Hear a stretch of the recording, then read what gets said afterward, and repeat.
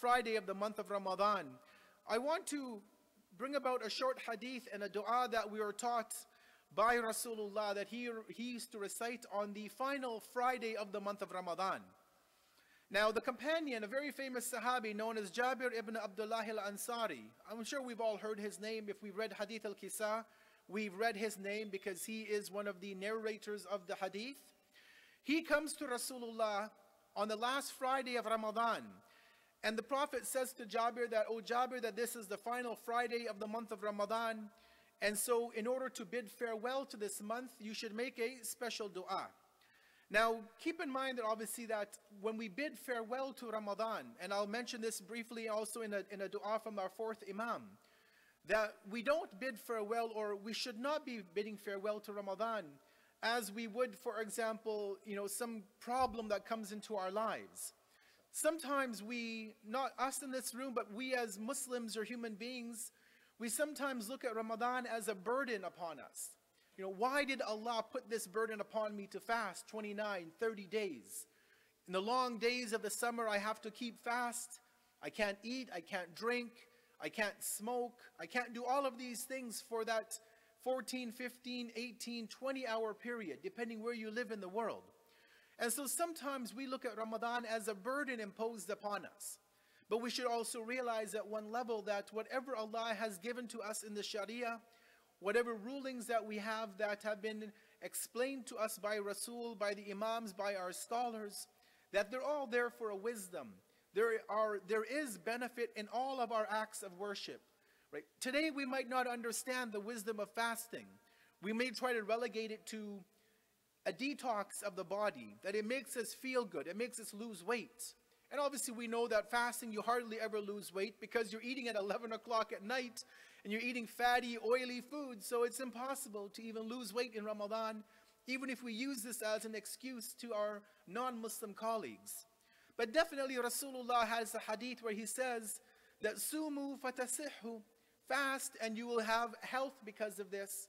So there is a health component to fasting, no doubt. But Ramadan itself, Allah tells us in Surah Al-Baqarah, why fasting was implemented, and he says in the verse at the end, 2 words, he says, لَعَلَّكُمْ تَتَّقُونَ, that maybe, perchance, perhaps, you may develop some level of taqwa, some consciousness and awareness of Allah through this act of fasting. So, going back to the dua for today, Jabir asked Rasulullah that this is, the last Friday of Ramadan, what should I be doing, anything special? And so Rasulullah taught Jabir a very beautiful dua that I want to repeat for us today. Rasulullah tells Jabir, say the following dua. He says, Allahumma la taj'alhu akhir al-ahdi min siyamina iyyah, fa in ja'altahu faj'alni marhuman, wa la taj'alni mahruman. The dua says the following in the translation. He says, "O Allah, please do not make it the last of our fasting in this month. But if you decide so, then please make me enjoy of your mercy. Have the rahmat of Allah. And do not make me deprived of your mercy." So this is one of the du'as that Jabir had been taught by Rasulullah to recite at the end of the month of Ramadan in the last Friday. Now, as I mentioned just a few minutes previously, that how should we grieve and lament over the month of Ramadan passing away? As I said, that sometimes we're happy that Ramadan is leaving because we can go back to our normal lifestyle. We can eat when we want. If we're listening to haram music, many times we will stop it for 30 days and we'll go back to it on the day of Eid. If we do anything haram, we've tried to at least control ourselves for 30 days. And now we feel that we're free to go back to do what we want to do. Obviously, Eid is not a license to sin. These last 30 days, as I said, should have been teaching us taqwa to keep away from these actions. And hopefully, if we've been able to keep away from the sins for 30 days in Ramadan, hopefully we can ask Allah, and we've been developing some level of taqwa, that we can keep away from those bad actions, those blemishes on our record for the rest of the year. And so when the fourth Imam, Imam Zainul Abidin, may God's peace and blessings be upon him, when he talks about how to bid farewell to Ramadan, and he has a very beautiful dua. If you look at the Sahifat al-Sajjadiyah, there's a very beautiful supplication that he makes to bid farewell to Ramadan. I'll just give you one sentence of it. He says, so we bid farewell to it, to this month of Ramadan, with the farewell of one whose parting pains us, and whose leaving fills us with gloom and loneliness. Peace be upon you this month of Ramadan. How much we craved you yesterday, and how intensely we shall yearn for you tomorrow. Right? So if you think about it, in our own personal lives, if we've ever had to separate from somebody, maybe we travel overseas or we move to another city or another province or another country, and we have to bid farewell to our parents, to our siblings, to our community members, and how much that would grieve us, that we won't be with our parents, for example, or we won't be able to see our siblings because we're thousands of kilometers away, and we look forward to them coming to meet us or us going to see them. The fourth Imam says that this is how we should feel about the parting of Ramadan. It's like a close friend that's going away, that's leaving us, and that grief hurts us to see the month leaving. And it fills us with that gloom and loneliness and sadness. You know, we know that in the very first Friday before Ramadan began, so the end of the month of Sha'ban, Rasulullah had given a very beautiful sermon, a beautiful khutbah to his community. And it's still pertinent for today, but he said that in Ramadan, every action that we do, it is rewarded as an act of worship. So our breathing, an act which we involuntarily do to keep alive, even if you try and stop breathing, you'll realize that your body will gasp for air. This involuntary action that we have to do, Rasulullah says that your breathing is tasbih, is glorification of Allah. So 11 months out of the year, you and I are breathing. We get no thawab for it. It's an act we have to do. But Ramadan came. Ramadan comes. The month of Ramadan arrived. And now our breathing is turned into worship. We love to sleep. Most of us like to sleep as much as we could, especially when maybe we're young. We want to sleep 14, 16, 18 hours a day sometimes, the teenagers. There's no thawab in sleeping. It's a mubah action. It's permissible. There's no punishment. There's no rewards. You can change your sleep into reward, obviously. You be in taharat, be in wudu before you go to bed, you receive reward. But generally speaking, there's no other rewards. But Rasulullah said in Ramadan, "Nawmukum fihi ibadah." Your sleeping in Ramadan is worship, is ibadah. Reading Quran, we all read Quran on a regular basis. We don't know the exact reward of what we get for recitation of Quran. I read Surah Al-Fatiha today, the 7 verses of Surah Al-Fatiha. I get whatever reward Allah has stored for me, whatever that reward is.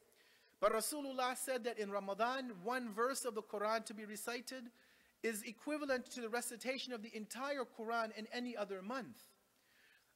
And you can look at the hadith, there are so many other things that the Prophet mentioned. The point being, and to conclude this, is that every action that we have been doing in Ramadan, fasting, not eating, having our food, our suhoor and iftar, praying Quran, breathing, sleeping, all of these have become acts of worship. We've been receiving reward for all of this from Allah.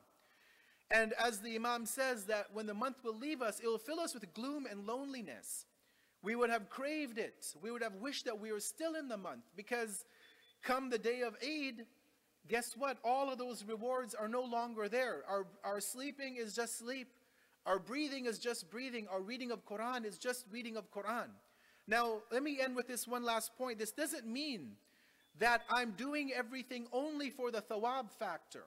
We should never look at Islam as just being a business transaction. Allah, I pray, you give me this. I fast, you give me that. I read Quran, I want this. That's a simplistic level. You know, Amir al-Mu'mineen, as we know the famous hadith of Imam Ali, may God's peace and blessings be upon him. We know that when he spoke in the compilation of his sermons, which are in Najul Balagha, one of the books of his sayings, he talked about the fact that worshippers are of 3 kinds. There are some people who worship Allah out of the fear of hell. And he calls them the people who are like the slaves, right? Like a master-slave relationship. He says there are some people who worship Allah because they're trading with Allah. They're businessmen, right? And so he says that is the worship of businessmen. Allah, I'll pray, you give me this in return. Allah, I'm fasting. I want something back from you, Allah. I'm giving my khums 20%. Give me something back. It's not enough, the 30% from the federal government. I want more back from Allah. But Imam Ali says that those who worship Allah because He only deserves to be worshipped, he says that is the worship of the ahrar, as he calls them, the free people. Those who don't attach conditions to their worship. You know, whether there is heaven or hell, we would worship Allah. Whether we got whatever we wanted or didn't get what we wanted in this world, we would worship Allah. Why? Because we feel that He is worthy of being worshipped. And when we truly understand Tawheed and we understand the monotheistic teachings of Islam, that is what we would get to, where we worship Allah not for any other ulterior motive, except that we feel that He deserves to be worshipped. And so we worship Him in the ways that we have been told by Muhammad and Ali Muhammad alayhim wassalatu wassalam. So as I close this first sermon on this last Friday of the month of Ramadan, I ask Allah that He accepts all of our acts of worship that we have performed in these last 23 nights and days. We ask Allah to give us a life till next Friday, till the day of Eid. We ask Allah to accept all of the du'as that we've been making over this last month, especially the du'as that I'm sure we'll be making every night for the dhuhur of our 12th Imam, Imam al-Hujjah. Ultimately, that is the most important of our du'as. Our wealth, our health, our prosperity, everything can be on the side. Our greatest du'a should be the return of our Imam, which removes all of the oppression and tyranny upon this earth and grants us what we read in the du'a of Iftatah, where we ask Allah for the Dawlat and Karima, that noble, ennobled state, that society on earth, that utopian society which is free of all evils and vices, and that we live in a society where we are free to worship Allah as He deserves to be worshipped. Bismillah ar-Rahman ar-Rahim. Inna a'tainaka al-kawthar fasalli li rabbika wanhar inna shani'aka huwa al-abtar.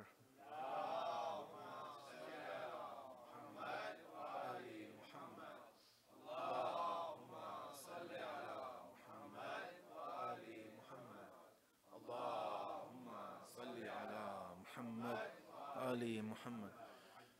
أعوذ بالله من الشيطان الرجيم بسم الله الرحمن الرحيم الحمد لله رب العالمين والصلاة والسلام على سيدنا وعظيمنا أبي القاسم محمد اللهم صل على محمد وآل محمد والصلاة والسلام على أمير المؤمنين ويعصوب دين مولانا علي بن أبي طالب صلوات الله وسلامه عليه اللهم صل على محمد وآل محمد والصلاة والسلام على بذة النبي والأمة الأئمة فاطمة الزهراء صلوات الله وسلامه عليها اللهم صل على محمد وآل محمد والصلاة والسلام على سيد شباب أهل الجنة وإمام الهدى الحسن والحسين عليهم الصلاة والسلام اللهم صل على محمد وآل محمد اللهم صل وسلم على أئمة المسلمين علي بن حسين زين العابدين ومحمد بن علي الباقر العلم النبيين وجعفر بن محمد الصادق وموسى بن جعفر الكاظم وعلي بن موسى الرضا المرتضى ومحمد بن علي الجواد وعلي بن محمد الحادي والحسن بن علي الزكي العسكري اللهم صل وسلم على قائم آل محمد اللهم صل على محمد وآل محمد حججك على عبادك وأمنائك في بلادك صلاة كثيرة دائما اللهم اغفر للمؤمنين والمؤمنات والمسلمين والمسلمات الأحياء منهم والأموات وتابع بيننا وبينهم بالخيرات إنك مجيب دعوات وإنك رافع درجات وإنك على كل شيء قدير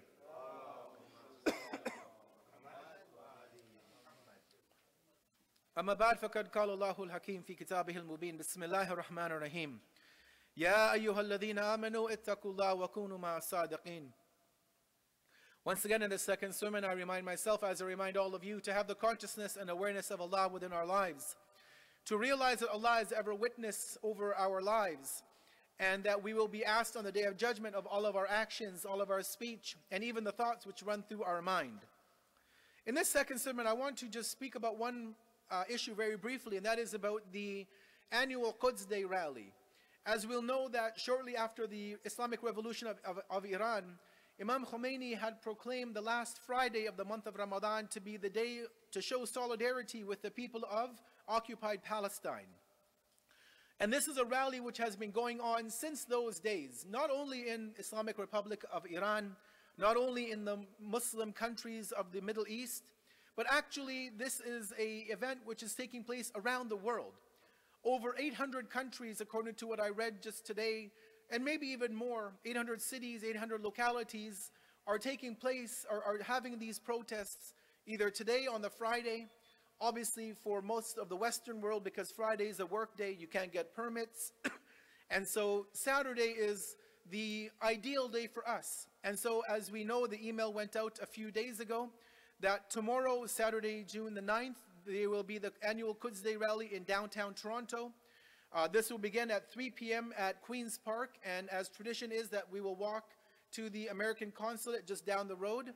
And there will be buses, but there will at least be one bus leaving from the I.H.S. Center tomorrow at 1:45. So people who want to obviously maintain their fast, you can come and pray your Dhuhr and Asr and then hop on the bus to show your solidarity with the not only Muslims, right? Because we should realize, and I'm sure you already know this, but this is not just a Muslim issue.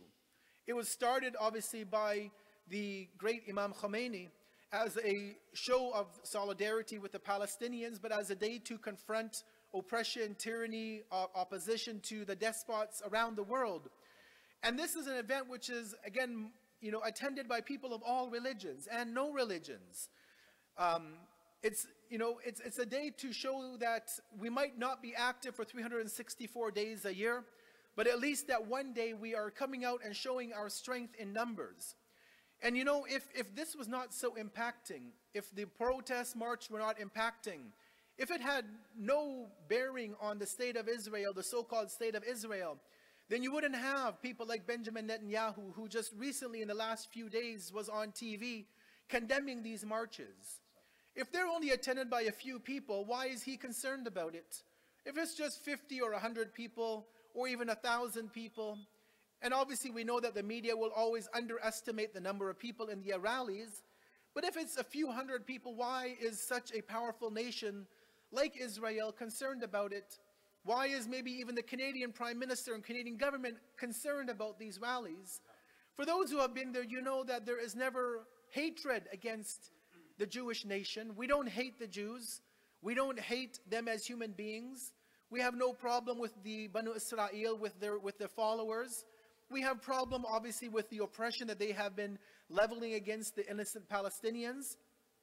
And obviously, many other countries have taken a cue from what the Israelis have done over the years. What we see happening in Yemen, what we see happening in many other countries.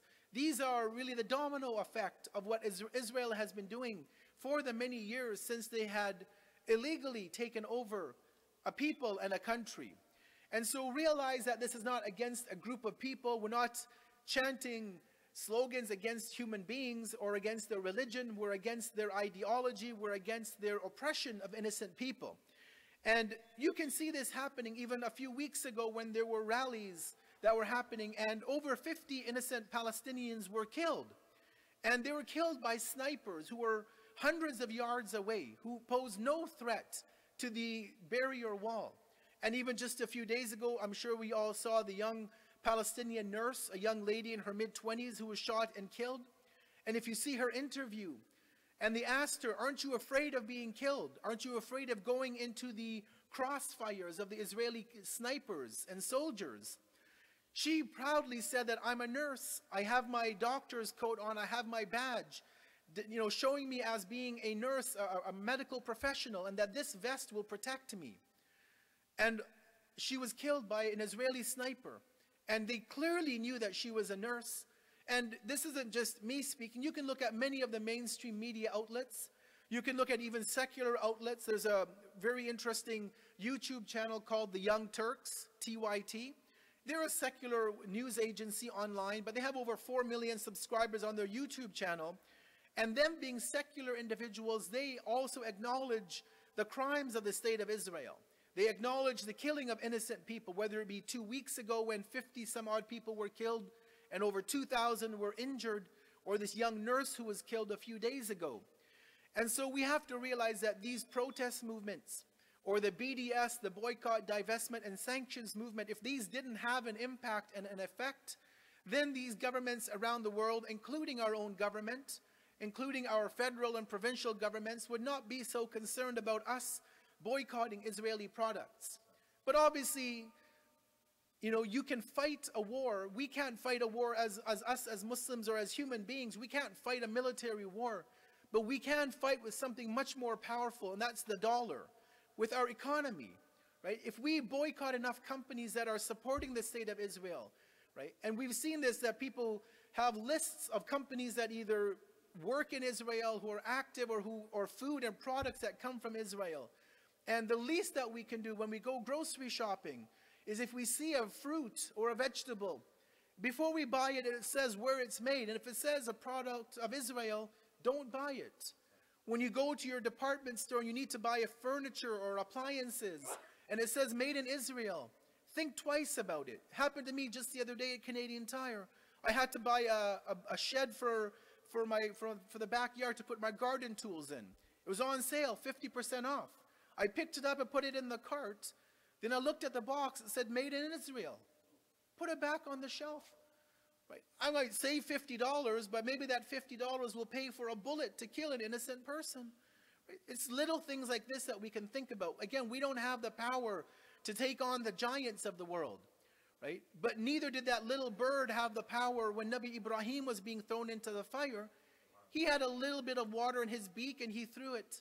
So if we can use our money and fight this so-called state with where it hurts the most in terms of their products, then we have to at least do that little bit.